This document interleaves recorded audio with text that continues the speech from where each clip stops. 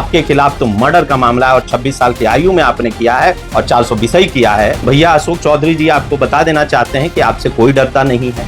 घुटने पे बैठकर और मीडिया के सामने माफी मांग लीजिए। और हम चाहते हैं कि डिहरी के लोग, जो ये भाजपा अपनी चाल चरित्र चेहरा दिखाती है, भाजपा के उप मुख्यमंत्री के बारे में आप जाने, एक रेप का मामला और मर्डर का मामला है, उसमें क्या उनका योगदान था सम्राट चौधरी का, वो उनको बताना चाहिए। क्योंकि माफिया इसलिए बनता है क्योंकि सरकार चाहती है वो माफिया बने, वो पैसा लूटे और उन तक पहुंचाए। हमारी पत्नी अगर कुछ गलत करेगी, हमको जानकारी नहीं है, तो तुमसे बड़ा गलत आदमी कौन है? सीना ठोक के शेर बन के सामने आइए।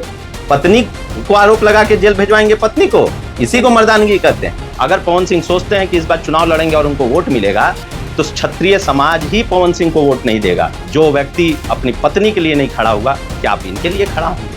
कभी क्षत्रिय समाज ऐसे व्यक्ति के लिए नहीं खड़ा होगा। पवन सिंह अगली बार फिर चुनाव लड़के देख ले। ज्योति सिंह बहन है हमारी, वो बेचारी आके इनके प्रचार में घर घर घूमी, उस समय बड़ा प्रेम दिखा रहे थे पवन सिंह। पवन सिंह क्षत्रियों के नेता कब से बन गए? क्षत्रियों का नेता महाराणा प्रताप है, वीर कुंवर सिंह। क्षत्रिय समाज उनके तरफ देखता है कि कब से इस तरीके के निर्लज्ज, बेहाया और महिला का सम्मान नहीं करने वाला व्यक्ति क्षत्रिय समाज का नेता बनने लगा। नहीं, बड़े भाई हैं डॉक्टर अमिताभ सिंह, मेरे बड़े भाई। पार्टी मुझे टिकट देती है, चुनाव लड़ाती है, तो वो मेरे साथ बहुत मजबूती से खड़े रहेंगे। देखिए, सबसे पहले तो जैसा कि आप लोगों ने देखा, प्रशांत किशोर जी ने अभी परसों दिन एक प्रेस कॉन्फ्रेंस रखकर और एक शेर की तरह दहाड़ते हुए उन्होंने जो एनडीए और जो आरजेडी के लोगों का आरोप था कि प्रशांत किशोर जी पैसा कहाँ से लाते हैं, तो उन्होंने एकदम शेर के रूप में सीना तान के बताया कि हम पैसा कहाँ से लाते हैं। हर जो भी पैसा उन्होंने जुटाया और जो पैसा अपने पैसे को बिहार को बदलने में वो लगा रहे हैं, उसके बारे में उन्होंने खुलकर बताया कि कैसे उनके पास पैसा आया और कैसे उस पर जीएसटी दिया, इनकम टैक्स दिया और उसके बाद उन पैसों का इस्तेमाल बिहार बदलाव में लग रहा है। ये चुनौती हम लोग चाहते हैं कि एनडीए के भी नेता स्वीकार करें और ये चुनौती आरजेडी के भी नेता स्वीकार करें और वो भी खुल के आके मीडिया में बता दें कि उनके पास कैसे पैसा आ रहा है। प्रशांत किशोर ने तो बताया कि हम बालू माफिया, ठेकेदार और किसी से पैसा नहीं लेते, हमारा पैसा कैसे आया है। भाई आप लोग भी खुलकर आइए। दूसरा विषय ये था कि सम्राट चौधरी जी ने सुप्रीम कोर्ट में ये बताया था कि वो माइनर थे जब अरेस्ट हुए थे और उसी के बेसिस पे उनको बेल मिला था। अरे भाई, आप एक बार माइनर बन जाते हो, एक बार आप सम्राट, आपका नाम कुछ हो जाता है, दूसरी बार नाम कुछ हो जाता है, एक बार आपका उम्र 16 साल हो जाता है, फिर अचानक से आप ही फाइल करते हो। ये हमारा आरोप नहीं है, ये आप ही ने लिख के दिया है अपने एफिडेविट में कि आपका उम्र क्या है, और उसके बाद आप 26 साल के हो जाते हो। और तो इस बेसिस पर उनका तुरंत बेल रद्द करके उनको अरेस्ट करना चाहिए और सरकार को बताना चाहिए कि किस तरीके से सम्राट चौधरी ने झोल झाल करके डॉक्यूमेंट बनाया और उसको पेश किया। तो सम्राट चौधरी, आपने कहा था एक बार कि जो है जिसके खिलाफ एक छोटा भी मामला है उसको पद पे नहीं रहना चाहिए, और आपके खिलाफ तो मर्डर का मामला है और 26 साल की आयु में आपने किया है और 420 किया है, और ये मामला प्रशांत जी ने उठाया है कि गलत एज दिखाकर कोर्ट से बरी हुए, इनको पुनः इमीडिएट अरेस्ट करना चाहिए, नहीं तो ये बिहार के लोगों के साथ अन्याय होगा। तीसरा विषय था जनता दल यू के जो नेता हैं अशोक चौधरी जी। अशोक चौधरी जी ने मानहानि का केस किया प्रशांत किशोर जी पे। तो भैया अशोक चौधरी जी आपको बता देना चाहते हैं कि आपसे कोई डरता नहीं है। प्रशांत किशोर जी खुलेआम आकर बोले हैं कि आपका एक और मुद्दा लेके आएंगे जो 500 करोड़ का है, 1000 करोड़ का है, और नहीं तो प्रशांत जी ने आपको मौका दिया है कि घुटने पे बैठकर और मीडिया के सामने माफी मांग लीजिए। इसी में आपकी खैरियत है। या तो आप माफी मांग लीजिए और प्रशांत जी से कहिए कि भैया गलती हो गई, अब आप ही लोग बिहार चलाइए और आप ही लोग ईमानदारी से बिहार के लोगों की सेवा करिए, हमसे ना हो पाएगा, क्योंकि आपको जितना मौका मिला आपने लूटा बिहार के लोगों को। तो ये 3 मुद्दों पर प्रेस कॉन्फ्रेंस प्रशांत जी का था, और हम चाहते हैं कि डिहरी के लोग, जो ये भाजपा अपनी चाल चरित्र चेहरा दिखाती है, भाजपा के उप मुख्यमंत्री के बारे में आप जाने कि कैसे 7th फेल डिलीट बन जाता है, कैसे 7th फेल उप मुख्यमंत्री बन जाता है, और जिस व्यक्ति के खिलाफ मर्डर का मुकदमा हो, जिस व्यक्ति से सवाल पूछा गया हो कि रेप में उनका क्या योगदान था।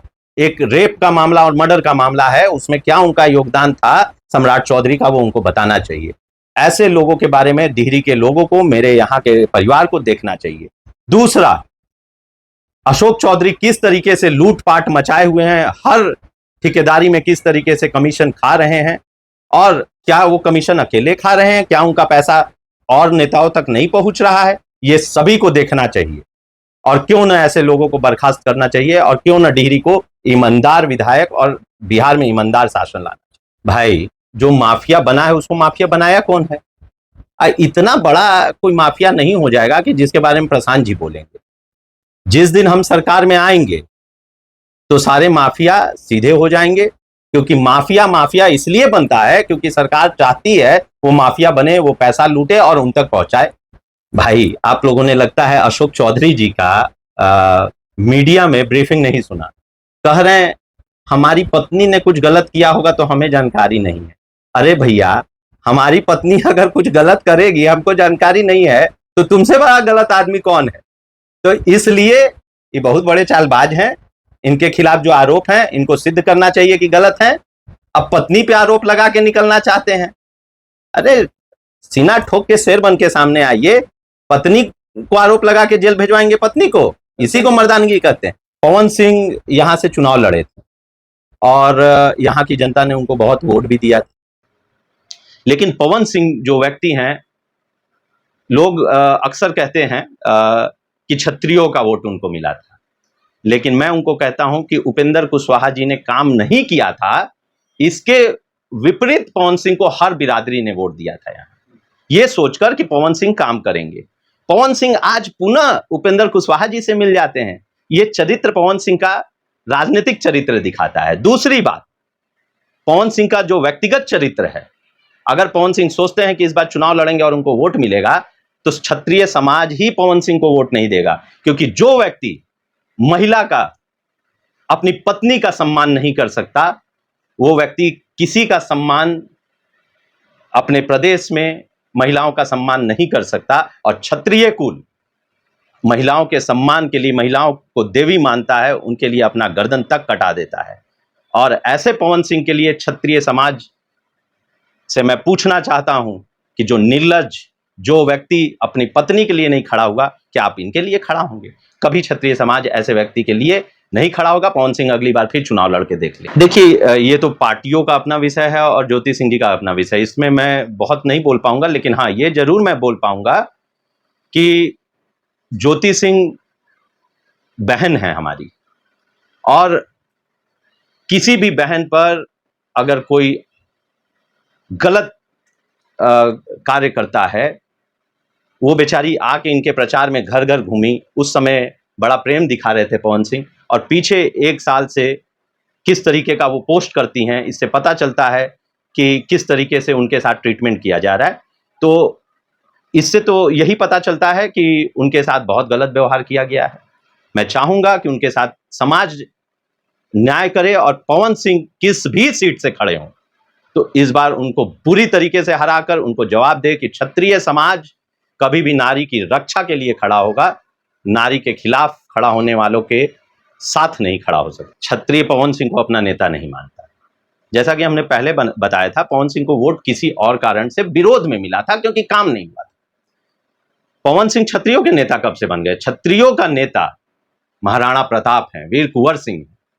क्षत्रिय समाज उनके तरफ देखता है कि कब से इस तरीके के निर्लज्ज, बेहाया और महिला का सम्मान नहीं करने वाला व्यक्ति क्षत्रिय समाज का नेता बनने लगा।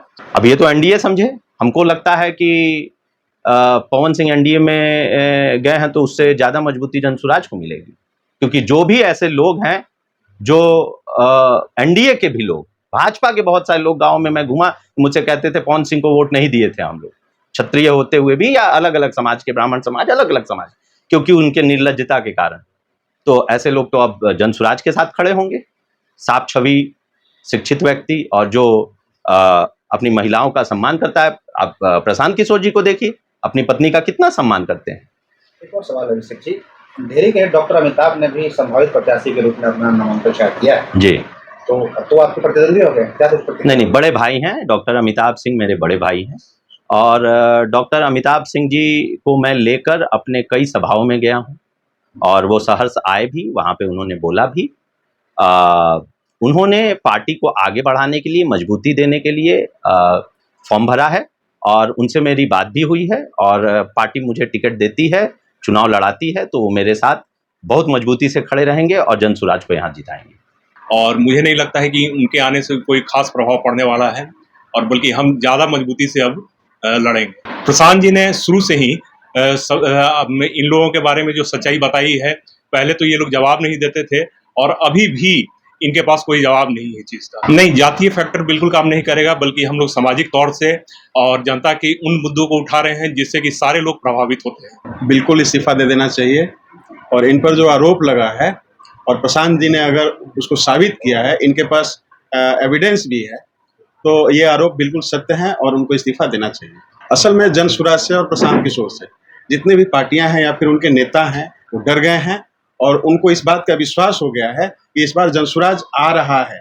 इस डर में वो कुछ भी अनाप शनाप है। नीतीश के सरकार में या फिर राजद के कार्यकाल में जो कुछ भी हुआ है, यहाँ की जनता जानती है और जनता को इस बात का बिल्कुल अनुमान है कि जनसुराज अगर आता है तो जो भी पहले से हो रहा है, जो भ्रष्टाचार आज के विद्यालय में है, प्रखंड कार्यालय में है, हॉस्पिटल्स में है या फिर जितने भी सरकारी संस्थाएं हैं, ये भ्रष्टाचार सरकार का ही देन है और जनसुराज का आरोप बिल्कुल सत्य है, गलत नहीं। देखिए, सिद्ध होना एक लीगल प्रक्रिया है, उसमें टाइम लगता है, लेकिन जो राजनीति है वो एक इथिकल मोरल वैल्यू से चलता है।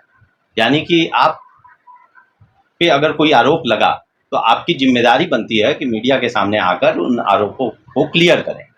नैतिक जिम्मेदारी आपकी है और जेडीयू के मीडिया प्रभारी ने स्वयं कहा है कि इस आरोप को अशोक चौधरी जी को या जिन पे भी आरोप लगा है उनको क्लियर करना चाहिए।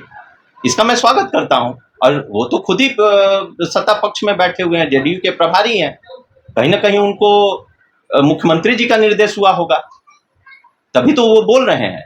मुख्यमंत्री कितना लाचार हैं आप सोच के देखिए कि मुख्यमंत्री जी को अपने मीडिया प्रभारी से अपने ही नेता के बारे में कहवाना पड़ रहा है कि आप जो है क्लियर करिए कि आप स्वच्छ छवि के। तो अब इससे ज्यादा कहने की जरूरत नहीं है, ये तो उनको क्लियर करना है हम लोगों को।